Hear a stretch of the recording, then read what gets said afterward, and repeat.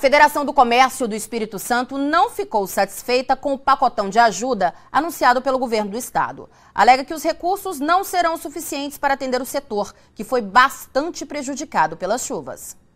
Apesar das expectativas, 2013 não foi um bom ano para o comércio. Manifestações, greves afastaram os clientes e as chuvas empurraram o setor ladeira abaixo. O prejuízo foi de mais de 30 milhões de reais, principalmente em Vila Velha, Serra e Linhares. Na última quinta-feira, o governo anunciou medidas para a reconstrução do estado, investimentos da ordem de 890 milhões de reais. A maior parte dos recursos, 540 milhões, vai para a reconstrução de estradas, pontes e equipamentos urbanos. O plano prevê o parcelamento do ICMS de dezembro e janeiro, isenção do imposto por 90 dias, transferências de crédito limitado a R$1 milhão com juros de 6,5% ao ano e prazo de pagamento de 10 anos. Mas para a Federação do Comércio do Espírito Santo, o pacotão anunciado pelo governo deixa a desejar. O governo já disponibilizou uma linha de crédito na ordem de R$1 milhão por empresário. Entendemos que isso tem que ser melhor avaliado, principalmente com relação às taxas de juros, mas nós preferimos fazer uma avaliação mais precisa para que possamos encaminhar ao governo essa pretensão. Sabedor dos princípios do nosso governador, eu tenho certeza que ele vai atender a classe comerciária do nosso estado. Os comerciantes, eles fizeram grandes estoques para serem vendidos na segunda quinzena do mês de dezembro.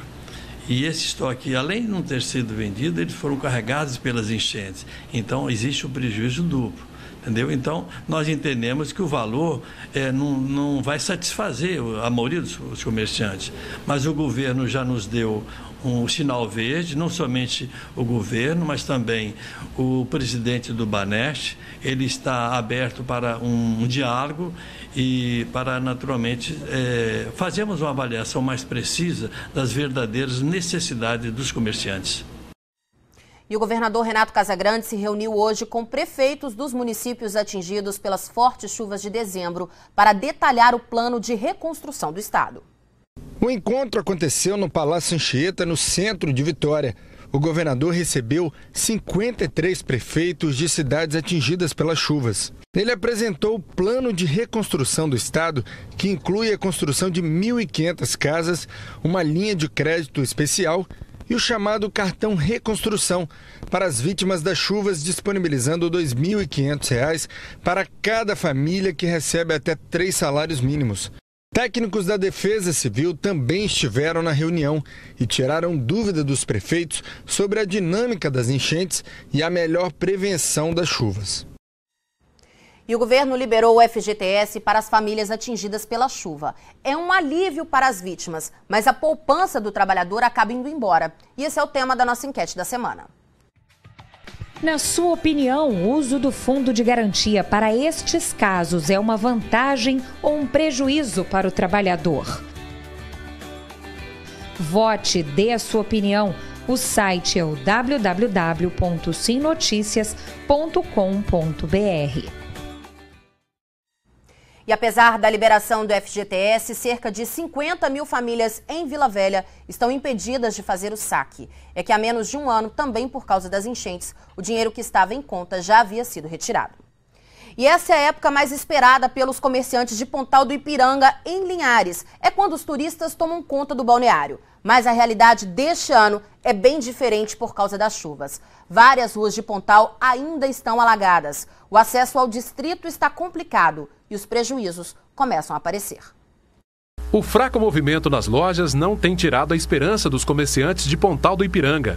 Após amargarem um grande prejuízo com a pior enchente da história, moradores e comerciantes tentam retomar a vida normal, apesar dos problemas. Este comerciante deixou de vender cerca de R$40 mil com a festa de Ano Novo, mas espera reverter o prejuízo ainda neste verão. Tem esperança, né, que as águas acabam de abaixar para o povo poder vir, né? Alcíades é dono desta loja de móveis e utilidades. Ele conta que não chegou a perder mercadoria, mas o prejuízo maior é com o fraco movimento. Não vendemos nada, está tudo estocado, coisas que estragam, né? Se a gente não ter uma venda agora, se prefeito não ajudar a comunidade nossa, a gente vai ter mais prejuízos. Mesmo com as perdas, o comerciante acredita que ainda é possível evitar um prejuízo maior. Se for tudo limpo, esse mês ainda, eu acho que a gente recupera ainda uns 30%.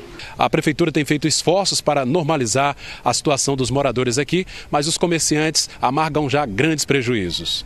Várias ruas continuam debaixo d'água. Em alguns pontos ainda só é possível chegar em casa de barco.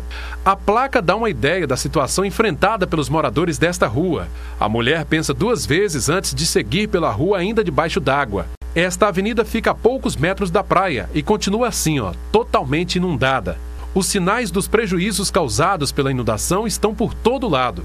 Elcimar é de João Neiva e veio passar o verão no Pontal.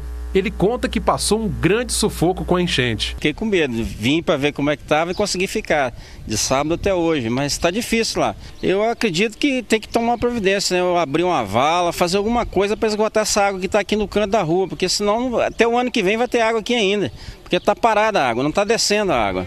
O secretário de Comunicação argumenta que a Prefeitura de Linhares tem feito o que é possível para devolver a normalidade tão desejada pelos moradores e comerciantes do Pontal. Abertura de valas, drenagem, enfim, todo esse cuidado está sendo feito, né? Mas o volume de água foi muito grande. Você pode perceber ainda que a água está escoando, né? Mas ela não baixou ainda em nível suficiente para voltar à normalidade o balneário de Pontal. Por causa do alagamento em alguns pontos, o fornecimento de água está bem abaixo da capacidade normal. Para quem mesmo assim deseja ir para o Pontal, o secretário dá a dica. Realmente, vir para o Pontal, realmente quem tem absoluta necessidade para verificar a sua casa. A rodovia de acesso ao balneário, apesar de liberada, apresenta alguns pontos em que o motorista deve ter muita atenção. Na ponte, logo na entrada do Pontal do Ipiranga, o trânsito de veículos está liberado em meia pista.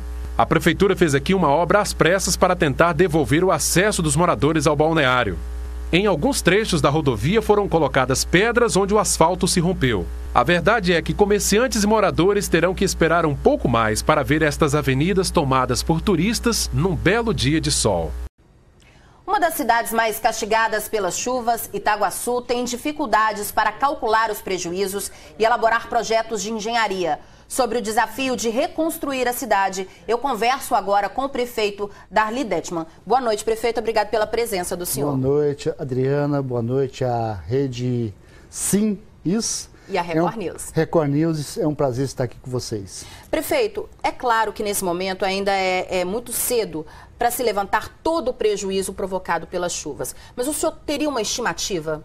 A estimativa, pelo que nós levantamos com todo o secretariado, ele deve estar aproximadamente em 50 milhões de reais, é o prejuízo de natureza pública, e com pontes, pavimentação, encostas, reconstrução de casas, prédios públicos, enfim, estradas, bueiros, pontes de madeira.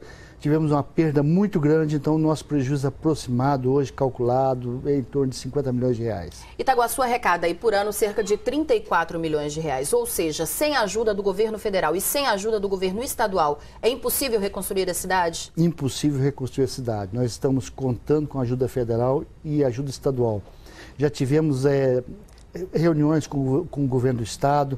Aliás, hoje tivemos essa reunião. Hoje vocês tiveram um encontro com o governador? Hoje tivemos um encontro com o governador do estado, vários prefeitos que estiveram, vamos dizer assim, nessa área de grandes chuvas. E a sinalização é de que nós vamos ter essas ajudas. Nós ainda sabemos exatamente quanto, mas estamos está tendo uma sinalização que vai ser o necessário para que a gente, pelo menos, comece a reconstrução.